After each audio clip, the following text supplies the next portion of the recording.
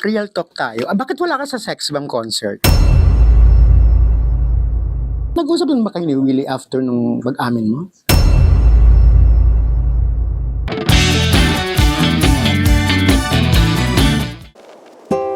Nagulat naman ako doon sa shift mo. Bakit naging bigla kang beauty queen? Ano nangyari to? Sabi sa iba nga yung galaw ni Lord. Yung sumali ako doon, inano lang ako ni Sir Wilbert talaga, Tolentino, na kasi may hilig siya doon si Hipon, di ba? Di ba si Herlin talaga nagbago rin yung career Buhay niya, niya. di ba? Yung buhay niya dahil doon. And ako, sinabihan din ako ni Sir Wilbert na grabe yung wisdom mo. So, sumali ka.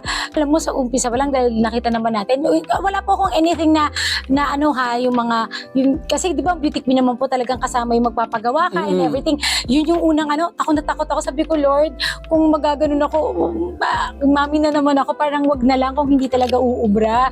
Sabi ko, pero kung bibigyan mo ako ng chance kung to glorify you, tutuloy po ako, manalo matalo, basta binigay ko sa kanya, and yung full support naman ni Sir Wilbert nandun din naman. So nung nangyari yon, basta parang may something lang din na kapag ka napanood nyo rin yung mga videos na kinuha ng ibang tao, talagang nag-glow talaga. Alam ko talaga yung spirit talaga ni Lord yung tumatagaytay sa akin. And talagang alam kong may dahilan lagi kasi iba-ibang lingwahe. Iba-ibang alam mo naman tayo, di ba? Dalawa ay isa't kalahati lang, di pa sure yung kalahati. Di ba? Saan mo manalo ka? Di ba?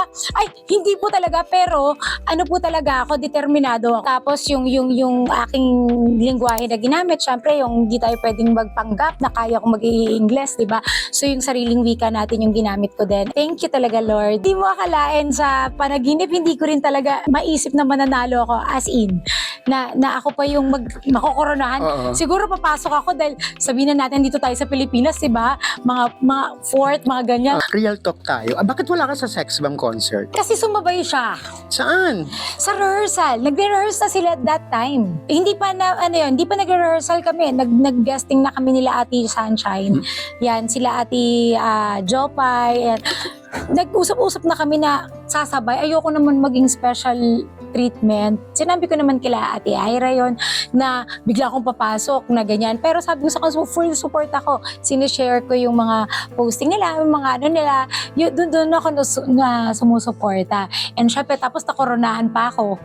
Diba? So, ang dami kong yung activities na ginagawa. Ayan. Pag nakikita niyo po yung aking mga accounts, tsaka lahat ng anak ko, supporta naman talaga ako sa aking mga ate. Tsaka SB is, alam mo yon, legend yan. So, doon din ako nag-start. So, akala kasi ng iba, may tampuhan kayo. Wala. O samaan kayo ng loob. So, wala. Walang ganun. Pero nagsimula pa daw kayo. Lalaki na namin. Oo, nung sex bomb. yung bago-bago ka daw sa sex bomb, parang matampuhin ka lagi. Lagi ka umiiyak. Maramdamin talaga ako. Di ba sinabi naman ni Ate Ira, ni Ate Jopay, nung nagkano sila. Bigla ka lang daw umiiyak. Hindi iyakin talaga ako. Alam nila, hindi ba in-explain naman po nila na talagang iyakin ako. Konti talagang gano'n. Pero ngayon, hindi na. Ay, hindi na, kay Lord na lang ako umiiyak. Sa kanya na lang. Kasi Nag-mature nag-grow si na. Sugar. Iba ako ngayon. Talagang nilalaan ko na yung life ko kay Lord. Kaya Nag-grow ka talaga. sobra. Talagang iba. As in malayo.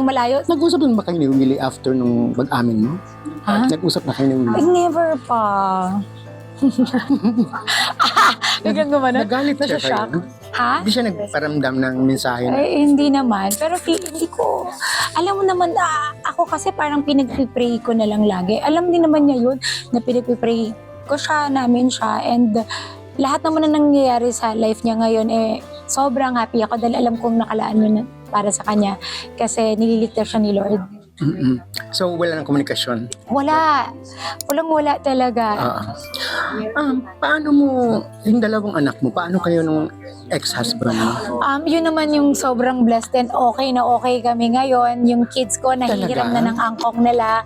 Yung lolo nila, yun ang may time. Kasi syempre ako, sabi ko nga po sa inyo, ang laki ng kaunawaan ko, yung pagiging mababang loob ko sa kakarid ko ng salita ng Diyos. Hindi masamang magpakumbaba kung para sa mga mahal mo sa buhay, di ba?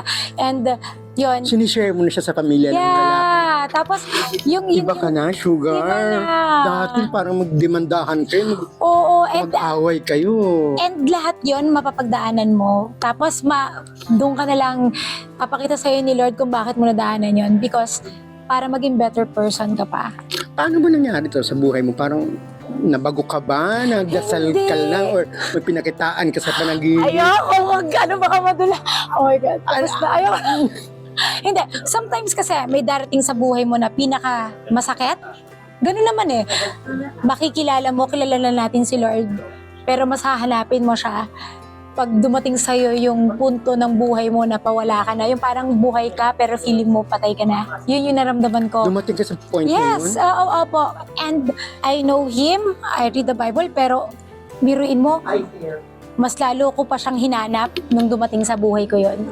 Kaya nung dumating sa buhay ko yun, na tinanggap pa rin ako ng Panginoon, binigay ko sa Kanya ng buong buhay ko ngayon. Na kahit na wala akong karelasyon, wala nang dumating na lalaki sa buhay ko, siya na po yung susundin ko, hindi na yung sarili ko. Kasi sinunod ko na yung sarili ko nung una at pinagbigyan niya ako. Bakit mo sinasabing parang ayaw mo na ba ng love life? Ang pinakamasarap maramdaman yung love. Alam mo ba yon sa mundong ito? So bakit ayoko? Ang sinasabi ko lang po, I have two kids na pinoprotektahan and gusto ko Tanggap din sila. Yes, and sabi ko nga po, pag binigay ni Lord, okay lang. Pero kung gusto ko lang, gaya before, hindi ko na gagawin ulit. Kasi grabe na pagdaanan ko din. And thankful ako, hindi ako nagsisi sa lahat ng pagdaanan ko kasi doon ako nag-grow. Mas doon ko nakilala yung Panginoon at doon ko naging better person ako.